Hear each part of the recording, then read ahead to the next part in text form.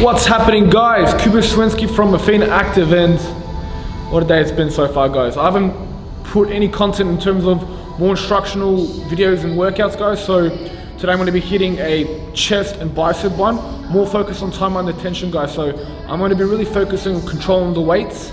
I did earlier on this week, went for a bit more of a strength type of training, which was focused on a rep range between 4 to 6, hitting sets between 9 to 12 working sets on heavy sets. But today is going to be a little bit different. I'm going to be aiming for around 15 to 20 sets.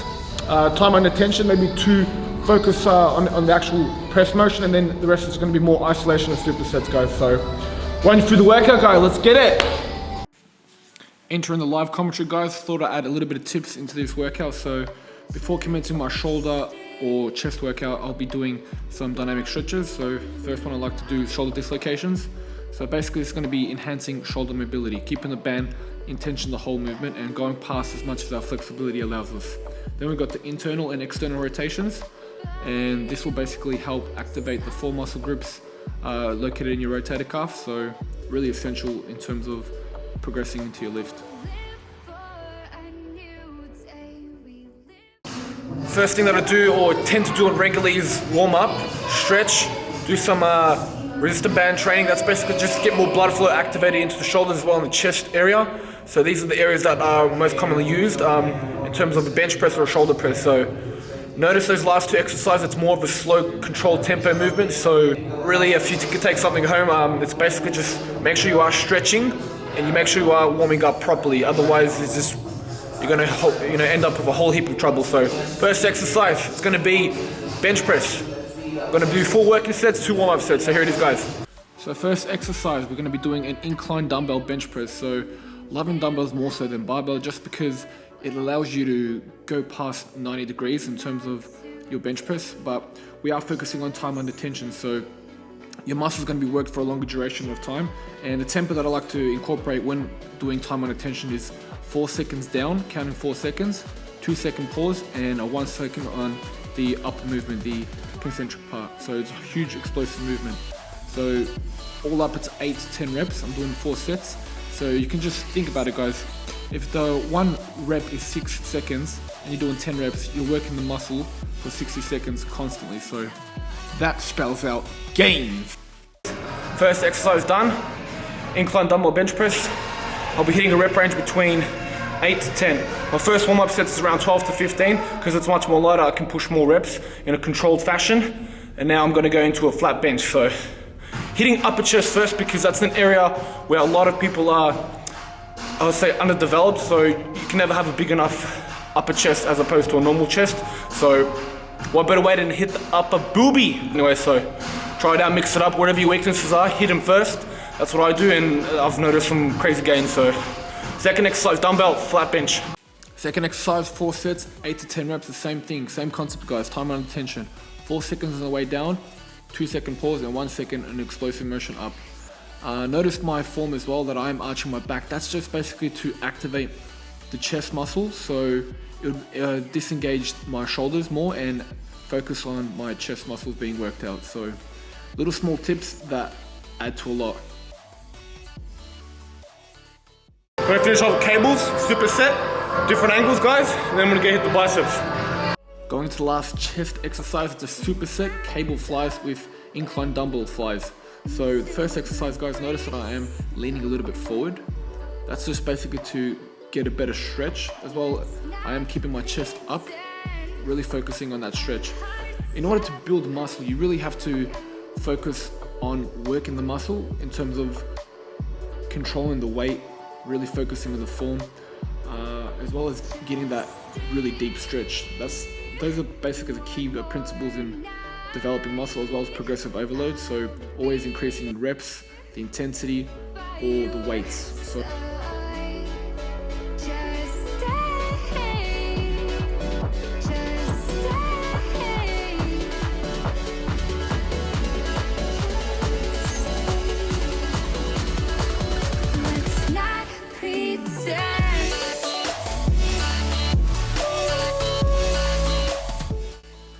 the show-off muscles, the biceps. You just gotta love training the biceps. Such a cool pump feeling you get.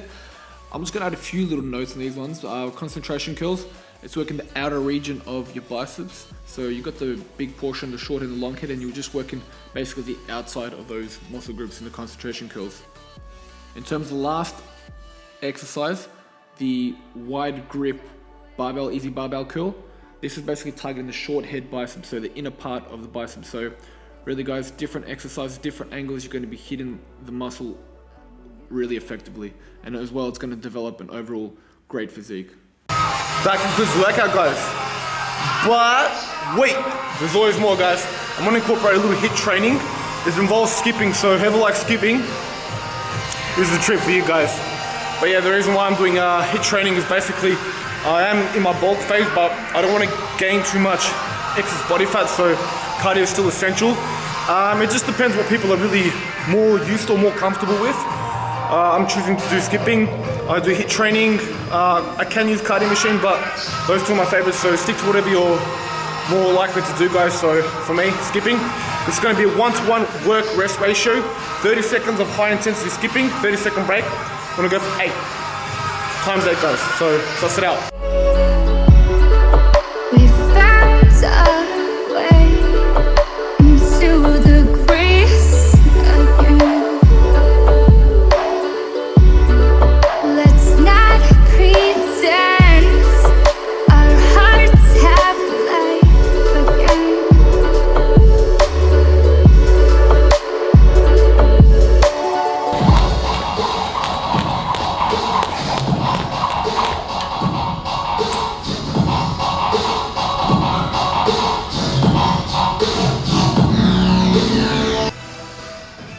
So yeah, guys, 8, let me catch my breath.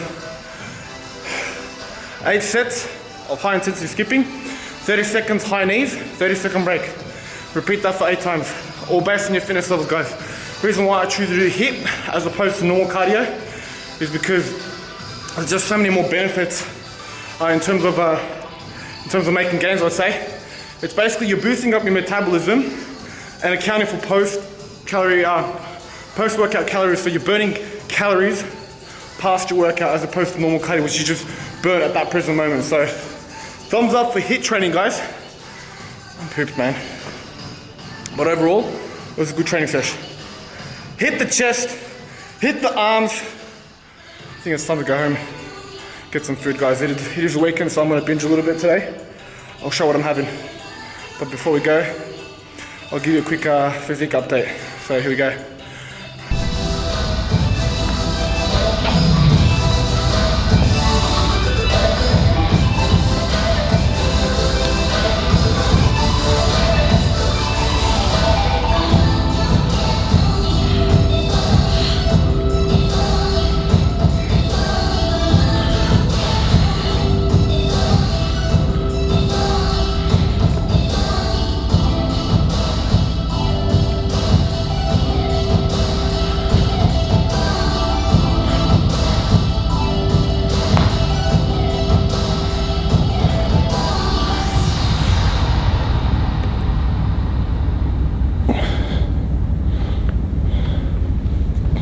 Kitchen, guys, after the workout, and I'm going to show you one of my go-to meals in terms of what I'm eating during my bulk phase. I think probably in the next video I'm going to show you a full day eating of what I'm consuming in my bulk.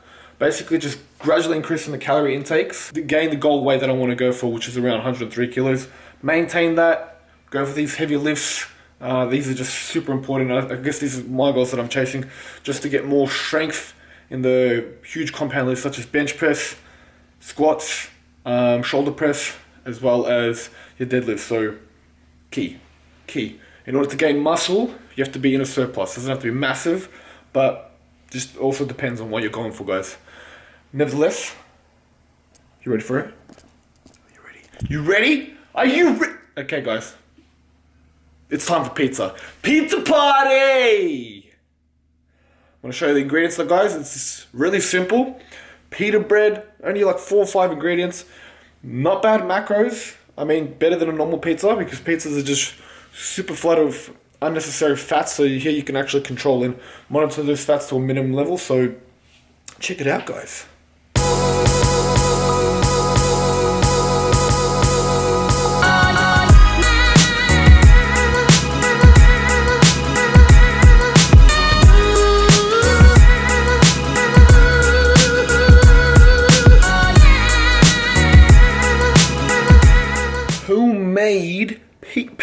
pizza. Pretty sick, guys. Pretty awesome flavors. You could add a vegetarian option. Vegetarian, not vegan. It's basically just skip on the ham and you're good to go, guys. But this is an awesome pizza. Really good alternative to low carb pizza. Because, I mean, the pita bread, when you cook it in the oven, it doesn't like get too soggy, or you just cook it fine till it's crisp. So that's my recommendation, guys. But I'm going to dig into these two pizzas. I'm going to conclude the video. Hope you enjoyed. Give it a thumbs up. Stay tuned for the next one, guys. Peace out.